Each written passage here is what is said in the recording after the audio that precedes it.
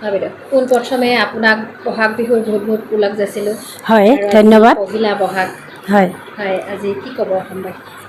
আজি অসমবাসী ৰাইজৰ ওচৰত এটাই কথা ক'ব বিচাৰিছোঁ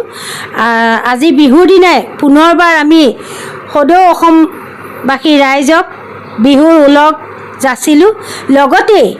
এটাই আমি প্ৰাৰ্থনা কৰিছোঁ যাতে জুবিন গাৰ্গ ডাঙৰীয়াই এটা ন্যায় পায়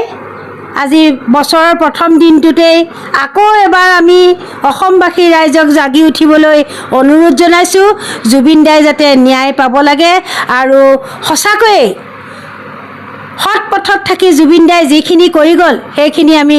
অসমবাসী ৰাইজে কেতিয়াও পাহৰিব নোৱাৰোঁ তেনেকুৱা এজন ব্যক্তি আমাৰ মাজত নোহোৱাটো আমাৰ অতি পৰিতাপৰ বিষয় হৈছে আৰু আমি কেতিয়াও পাহৰি যাব নালাগিব যে জুবিন দাই ন্যায় পাবই লাগিব এই কথাষাৰ আমি অসমীয়াই হাড়ে হিমজুৱে সদায় মনত ৰাখি আমি প্ৰতিজ্ঞাবদ্ধ হৈ আগবাঢ়ি যাব লাগিব আৰু অসমবাসী ৰাইজৰ ওচৰত এটাই অনুৰোধ যাতে এই আমাৰ জাতীয় বিহুটি বাপতিসাহোন বিহুটি সকলোৱে যাতে অকল মঞ্চ বিহুৰ লগতেই জড়িত নাথাকি আমাৰ যিটো সামাজিক ৰীতি নীতি আমাৰ যিখিনি সামাজিক বান্ধোন আমাৰ যিখিনি বিহুত মানিবলগীয়া ঘৰুৱা নীতি নিয়ম সেইখিনি যাতে সকলোৱে পালন কৰি আমাৰ এই বিহুটিৰ যিটো সৎ উদ্দেশ্য সৎ জ্ঞান যিখিনি আছে সেইখিনি যাতে সকলোৱে ৰাখি আমাৰ নতুন প্ৰজন্মবোৰক আমি ডাঙৰক বিহুত কেনেকৈ শ্ৰদ্ধা জনাব লাগে কেনেকৈ সেৱা কৰিব লাগে ডাঙৰক আমি বিহুত কেনেকুৱা ধৰণৰ আচাৰ ব্যৱহাৰ কৰিব লাগে গৰু বিহুৰ দিনা আমি কি কৰিব লাগে মানুহ বিহুৰ দিনা আমি কি কৰিব লাগে এইবিলাক যাতে আমাৰ এই 7 বিহুৰ ভিতৰৰ গোটেইকেইদিন বিহুতেই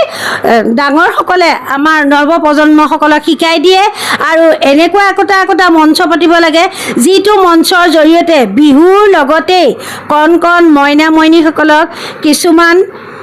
হঠাতে হোৱা প্ৰতিযোগিতা দিব লাগে বিশেষকৈ আকস্মিক বক্তৃতা প্ৰতিযোগিতাটোৰ প্ৰতি লক্ষ্য ৰাখি কণ কণ মইনা মইনীসকলে হাতত কেনেকৈ মাইকটো ল'ব লাগে হাতত কেনেকৈ মাইক্ৰফোন লৈ কথা ক'ব লাগে এটা ষ্টেজত থিয় হৈ তেওঁলোকৰ সাহসৰ পৰিচয় দিবৰ কাৰণে যাতে বিভিন্ন দিশত আগবঢ়াই নিব পাৰে তাৰ কাৰণে আমি ডাঙৰসকলে তেওঁলোকক সদায় আগবঢ়াই নিয়াত চেষ্টা কৰিব লাগে এই ধন্যবাদ